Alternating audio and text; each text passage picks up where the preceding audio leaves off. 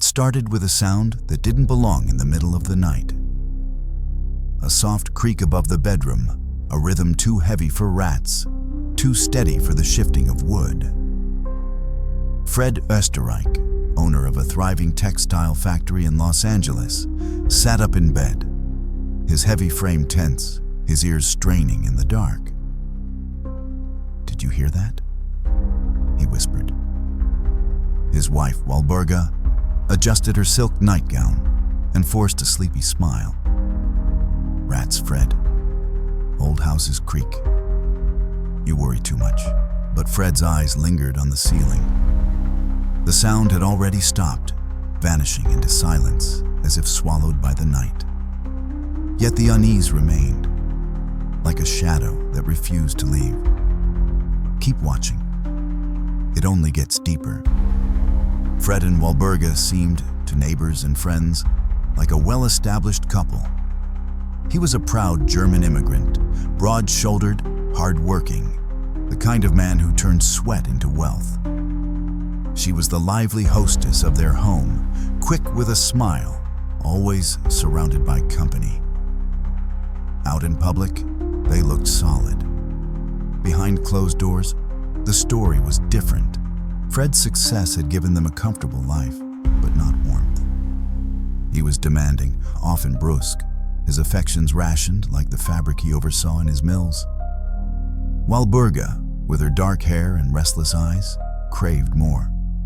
Attention, touch, conversation. She wanted to feel alive, not just clothed in furs and fine jewelry. And then came Otto. He was little more than a boy when Walburga met him. A thin, awkward machinist who worked in Fred's factory.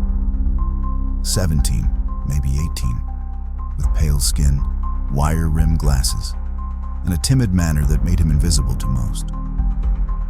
But not to her. Something about his earnestness, his eagerness to please, stirred something reckless inside her. She invited him to fix her sewing machine at home. That one errand became many. Soon, he wasn't just fixing machines. He was staying for coffee, then for long talks in the parlor, then for far more than conversation. At first, the affair was clumsy, hidden in moments when Fred traveled. But secrecy became a burden. Walburga hated the interruptions, the waiting, the fear of being caught. She wanted Otto close, within reach whenever she desired. And Otto, captivated by her, agreed to anything she asked. So when she leaned in, her voice low and insistent, and whispered a plan that bordered on madness, he didn't laugh. He didn't protest. "Move in with me," she said. His brow furrowed in confusion. "Move in? How? Fred, not downstairs." She cut him off. "Upstairs, in the attic. No one will know. It will be our secret." It was absurd. But Otto was already lost in her orbit, and the thought of leaving her, even for a moment, felt unbearable. Within days, he carried a small trunk of belongings to the Oesterreich home and climbed a narrow ladder into the dust-filled attic. That was where he stayed. By day, Fred worked long hours at the factory, oblivious to the footsteps above him. At night, Otto crouched in the cramped darkness, scribbling cheap adventure tales on a typewriter he'd smuggled up, its keys muffled by cloth to keep from echoing. Walburga slipped food and water to him under the guise of tidying the house. The two lovers whispered through the night, their passion rekindled in the strangest of prisons. For Otto, it was devotion. For Walburga, it was power. The thrill of having her lover literally above her, hidden yet ever present. She had built a world where Fred remained the respectable husband in public, while Otto, the ghost in the rafters, belonged solely to her. Fred, meanwhile, noticed things. A loaf of bread gone quicker than expected. The faint sound of typing when no one should have been awake. He grumbled about vermin, about faulty beams, about neighbors who might be sneaking onto the property. Walburga always soothed him, brushing off his suspicions with a laugh, a touch on the arm, a kiss that distracted him long enough to silence his doubts. But shadows don't stay hidden forever. And the sound that woke Fred one night, heavy, deliberate, human, was only the beginning of a secret that had been festering for years right above his head. The attic was no larger than a storage crawl space, and Otto soon learned every splinter in its beams, every knot in the wood. There were no windows, no air save for what leaked through the vents. Yet for him, it became a universe, narrow, secret, but tied to the only person he believed loved him. By day, when Fred thundered through the house or left for the factory, Otto remained motionless above, listening to the muffled world below. He trained himself to breathe quietly, to move like a cat, to press the typewriter keys under layers of rags so the clatter became a faint tapping. Cheap dime novel romances poured from his imagination, pirate adventures, melodramas of knights and ladies. He sent them to magazines under false names, dreaming of being published, though most came back rejected.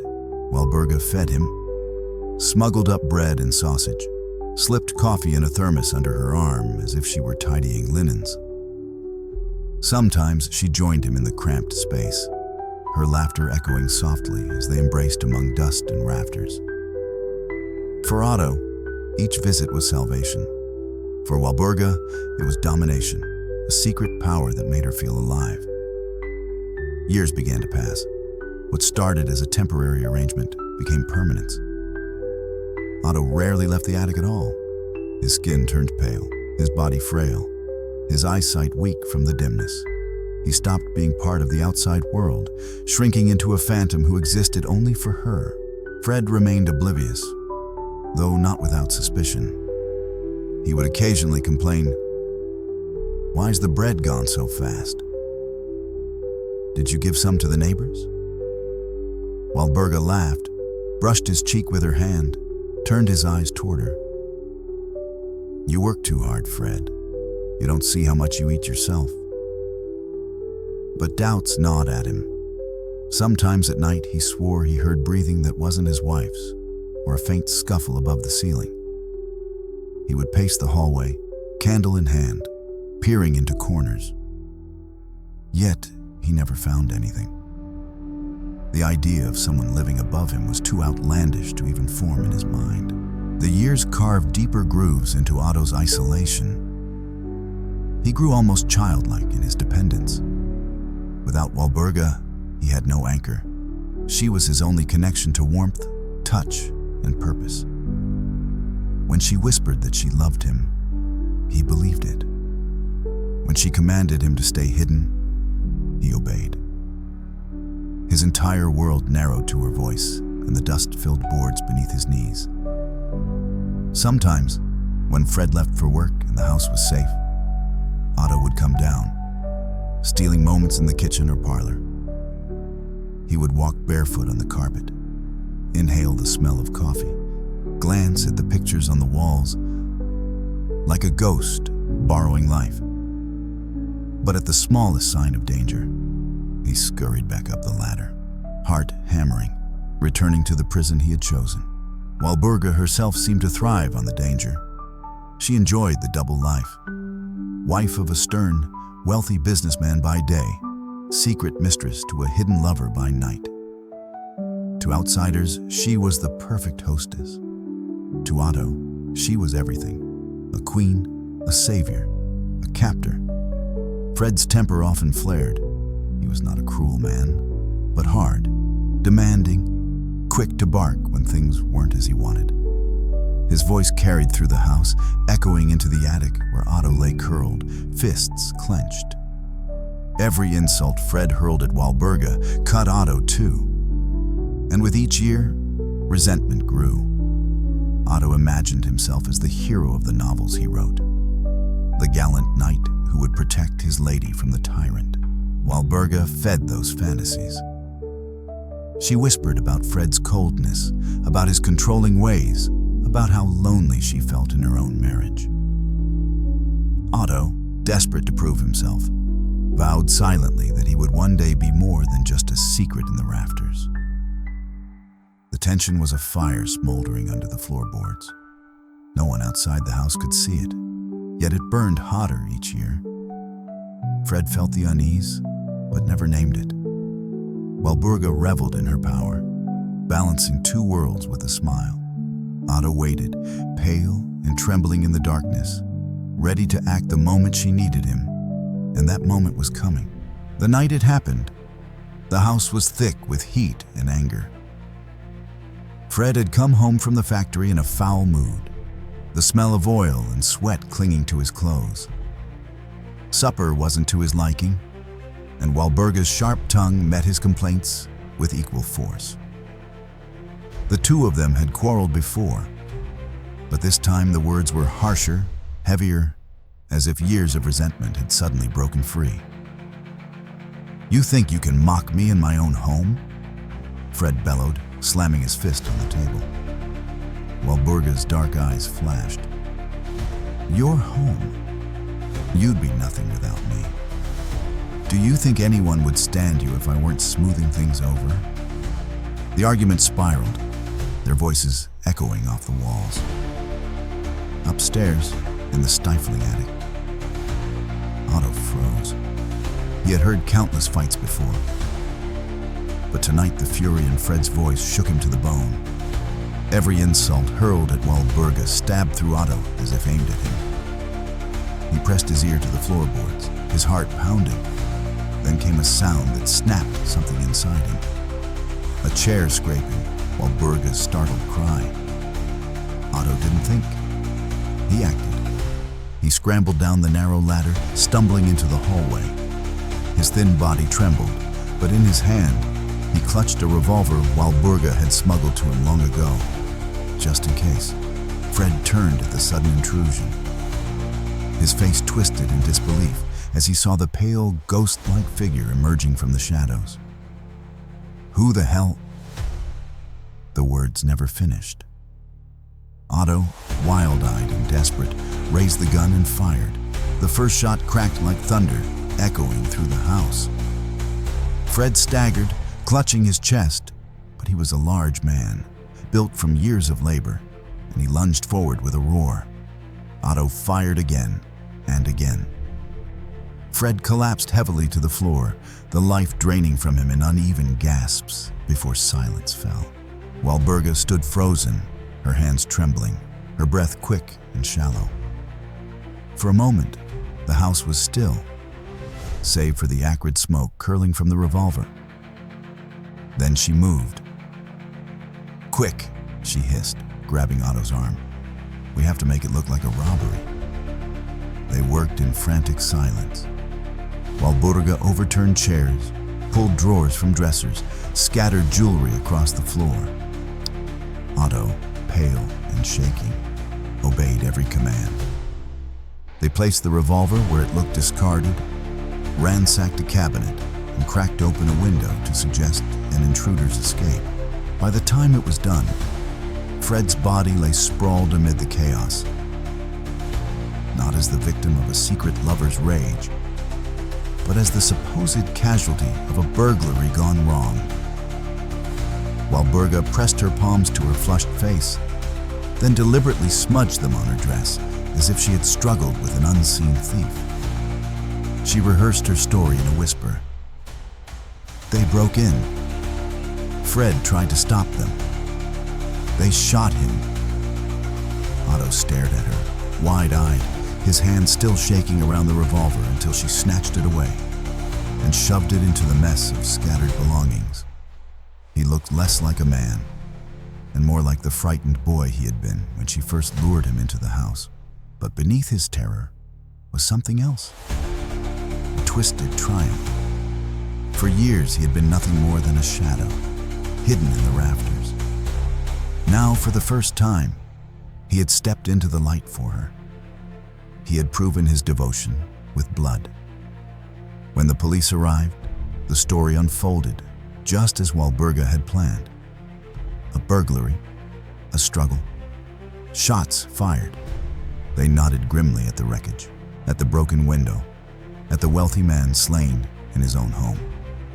Walburga wept convincingly, her sobs echoing in the parlor. No one asked about the attic. No one even thought to. And Otto?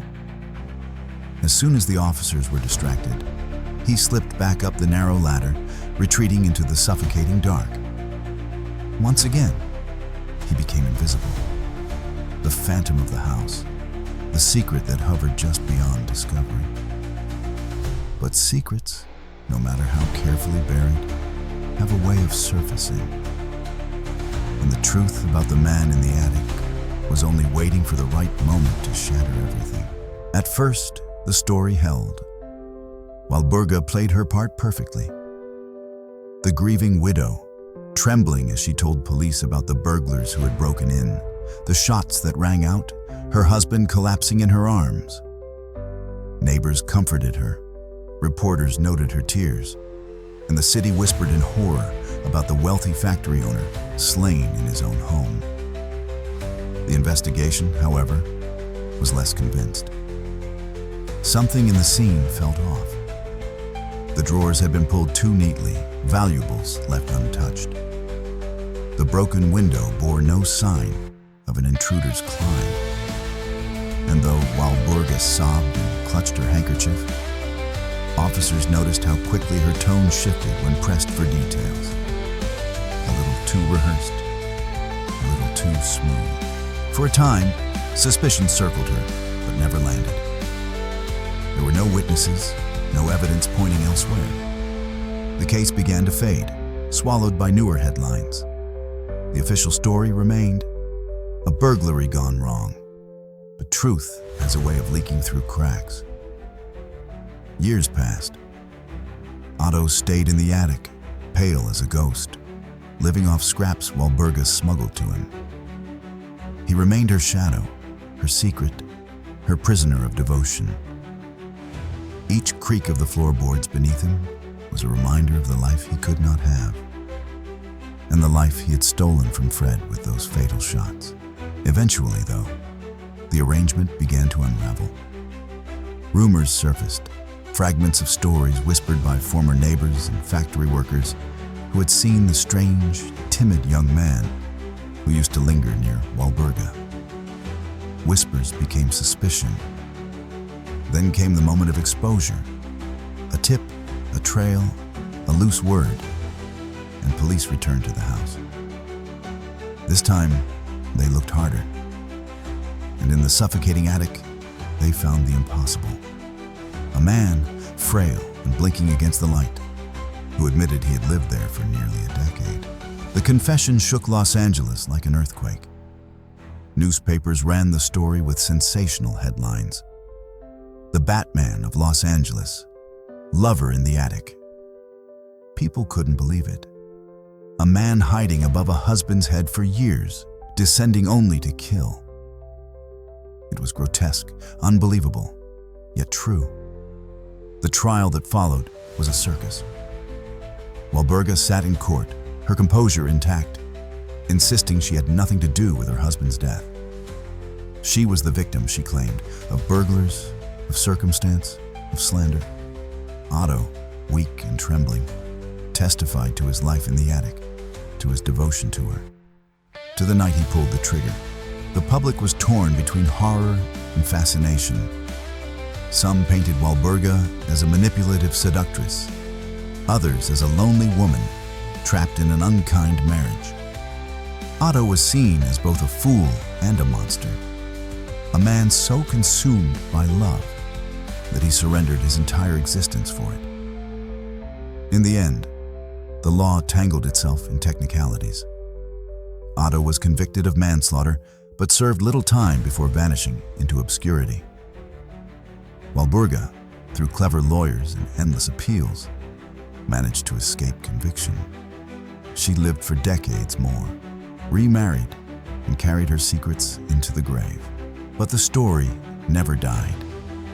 It lingered in the press, in whispered retellings, in the strange fascination people felt with betrayal carried to its most absurd extreme. The Man in the Attic became a dark folk tale, a cautionary legend of love twisted into captivity, devotion warped into murder. And for those who knew the truth, the moral was chilling. Sometimes betrayal isn't a single act, a fleeting moment of weakness. Sometimes it is a life constructed on lies, hidden above your head, breathing the same air, waiting in the shadows for the day it steps out and changes everything.